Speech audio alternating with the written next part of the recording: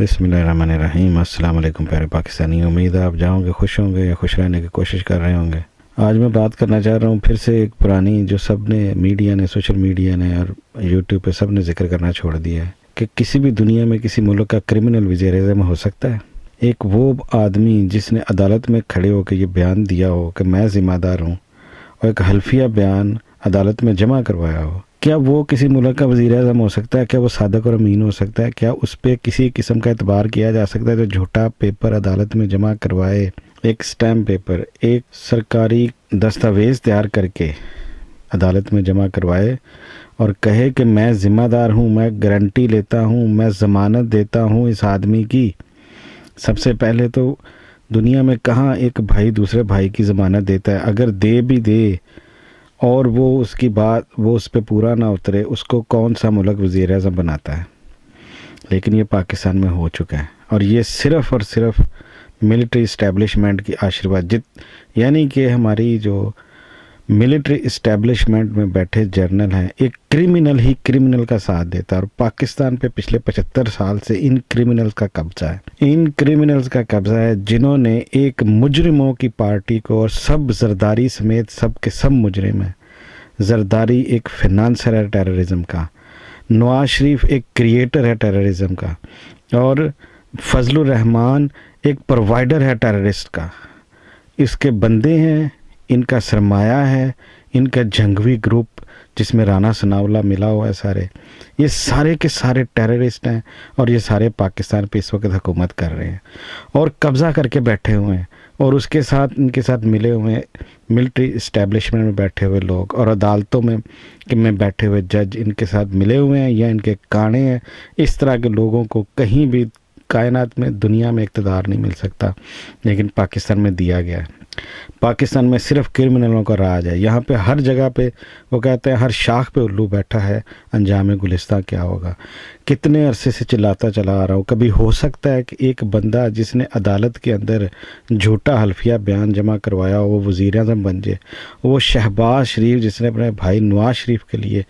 Guarantee دی کہ یہ بندہ علاج کروا کے آئے گا، اور عدالت نے چھوڑا اس کو؟ کیوں چھوڑا؟ آج پتہ چل رہا ہے، ہر چیز واضح ہو چکی ہے کہ ملٹری اسٹیبلشمنٹ کے کرمنل جرنلز نے مل کے اس کے ساتھ یہ سازش کی، اور آج وہ بندہ اقتدار پہ چپک کے بیٹھا ہوا ہے، اور اس کو فل سپورٹ دے رہی ہے ملٹری اسٹیبلشمنٹ۔ یہاں تک پابندی لگا دی ہے کہ اگر اکنامک سچویشن پہ پاکستان کی کسی نے بات کی، کہیں پہ بھی اس کو پکڑا جائے گا اور اس پہ غداری کے مقدمے چلائے جائیں گے۔ ہو سکتا ہے دنیا میں کہیں بولنے کا حق نہیں دیا جا رہا، پاکستان میں زبانوں پہ تالے، آنکھوں پہ تالے ہر جگہ پہ لگا دیے گئے، کوئی فریڈم آف ایکسپریشن ختم کر دیا گیا پاکستان میں۔ ہر قسم کا کرائم کر کے ہر ڈاکو کو بٹھایا لا کے اس ملٹری اسٹیبلشمنٹ نے پاکستان میں 75 سال کی تاریخ میں عوام کو رول کے مار کے، ان کے جتنے لوگ مرے ہیں آج تک، بھوک پیاس بیماری اور ان کے ظلم و تشدد کی وجہ سے، وہ سب کے سب یہ جواب دیں۔ ان سب کو جو ریٹائر جنرلز بھی ہیں، ان کو خدا کی قسم ان کو لائن میں کھڑا کر کے گولیاں مار دینی چاہیے، سارے خاندان سمیت۔ اس قسم کے ظلم کیے ہیں انہوں نے، اور ان کے کان پہ جوں نہیں رینگ دی۔ اب بھی ملک تباہ ہو گیا، اور یہ بیٹھے ہوئے ہیں اور بڑے اپنے محلوں میں، اور باتیں اب باجوہ ڈاکٹرائن کی ہو رہی ہیں کہ وہ انڈیا کے ساتھ اور اسرائیل کے ساتھ اس طرح کے تعلق۔ تم جہاں پہ بیٹھے ہو، جس قسم کا تمہیں ماحول پرووائڈ یا تم نے خود حاصل کر لیا اپنی زور بازو سے، جس طرح کی لگژری زندگی تم گزار رہے ہو، ذرا سوچو۔ جن کو صاف پینے کا پانی نہیں ملتا، ادھر بلوچستان میں جو گڑھوں اور جوہڑوں سے پانی پی رہے ہیں، جو پنجاب میں یا سندھ میں جو زرداری اور اس طرح کے وڈیروں نے، ان ظالموں نے ظلم کیے ہوئے ہیں ہر جگہ پہ، ان کو ہاتھ تو لگا کے دکھاؤ، ان ٹیررسٹوں کو انگلی تو لگا کے دکھاؤ۔ اور اب سندھ کا ذکر جڑا ہے، تو اب یہ جو ایک بلاول حرامزادے نے، یہ جو درمیانہ انسان ہے، اس نے جو اب تصویر بھیجی ہے، ایک مذاق اڑایا غربت کا کسی کی، کہ غریب بچوں کے ساتھ بیٹھ کے ٹوٹے پجے تم لوگوں 15 سال سے یہاں پہ، ابھی تم ڈائریکٹ اس صوبے پہ قابض ہو آپ لوگ، اور پچھلے وزیر اعظم بھی بن سکے، نانا سمیت اور ماں وزیر اعظم بھی بن گئی، لیکن سندھ کے حالات نہیں بدلے، بلکہ سندھ غرق و غرقان ہو گیا۔ کراچی میں پینے کا صاف پانی میسر نہیں ہے کسی کو، اور تم لوگ غریبوں کے بچوں میں ان کی بچپن سے ہی ان کی غربت کا مذاق اڑانے کے لیے ان میں جا کے بیٹھ گئے اور ایسے بتا رہے ہو جیسے ہمارا کرمنل وزیر اعظم کی ویڈیو آ رہی ہیں جی، وہ بچوں کے اسکولوں میں جا کے تو وہاں پہ پتہ نہیں کیا ثابت کرنا چاہ رہا ہے۔ اور سب اس قسم کے ڈاکوؤں کو دیکھ کے، ان لوگوں کو دیکھ کے اس نوجوان نسل کے ذہنوں میں کیا آئے گا کہ کرائم کرو، جتنا بڑا کرائم کرو گے اتنا بڑا عہدہ ملے گا۔ یہ ہے سارا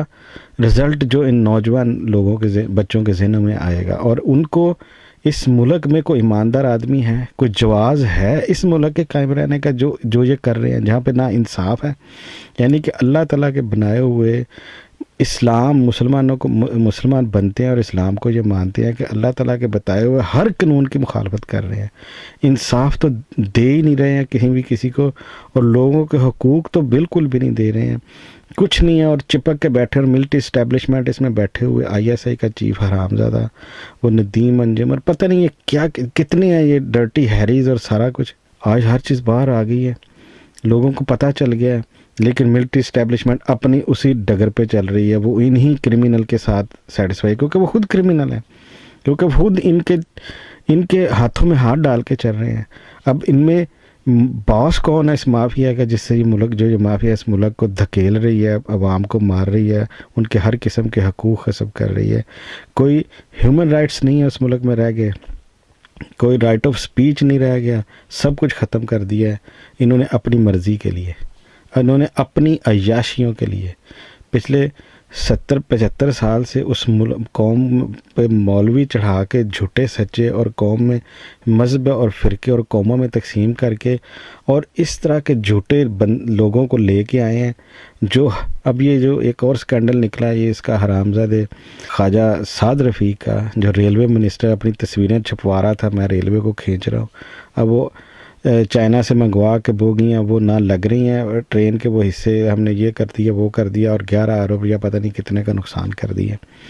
اب یہ اس میں کیا سیاست کر رہے ہیں، یہ ان کے پیچھے کیا چھپا ہے، انہوں نے کل کو کیا کرنا ہے۔ ادھر سے ملک اجڑ گیا ہے، ادھر سے یہ ملٹری اسٹیبلشمنٹ۔ میں جب سے یہ ویڈیو بنانی شروع کی ہیں ویلاگ، تب سے چلا رہا ہوں کہ یہ ملٹری اسٹیبلشمنٹ، ڈیپ اسٹیٹ، اور اس کے ساتھ یہ جو عدالتیں ہیں، یہ جو انصاف کرنے والے ہیں، ان کو فیصلہ کرنا ہے کہ یہ ایمانداروں کے ساتھ رہنا چاہتے ہیں یا بے ایمانوں کے ساتھ، ڈاکوؤں کے ساتھ۔ اور انہوں نے ثابت کیا ہے، 75 سال کی تاریخ انہوں نے جھوٹی نہیں کی کہ وہ انہی کے ساتھ ہیں، کرمنلز کے ساتھ ہے، صرف عوام کے ساتھ کوئی نہیں ہے، عوام کے ساتھ کوئی نہیں ہے۔ اب یہ عوام نے خود فیصلہ کرنا ہے، جیسے میں نے اس دن بھی کہا تھا کہ سسک کے مرنا ہے ابھی باقی بھی، یہ اٹھ کے لڑنا ہے اپنے حقوق کے لیے، کہ ایک ہی دفعہ یا تو لڑ کے مر جاؤ یا پھر اپنے حقوق لے لو، یا پھر سسک کے اپنی نسلوں کو اسی طرح ان کے پیچھے مرنے کا۔ آج وہ بلاول بھی بیٹھ کے تصویریں کھنچا کے دکھا رہا ہے کہ یہ دیکھو میری تیسری نسل، میں کہاں ہوں اور یہ کہاں ہے۔ سوچنا آپ لوگوں نے، عوام نے سوچنا ہے۔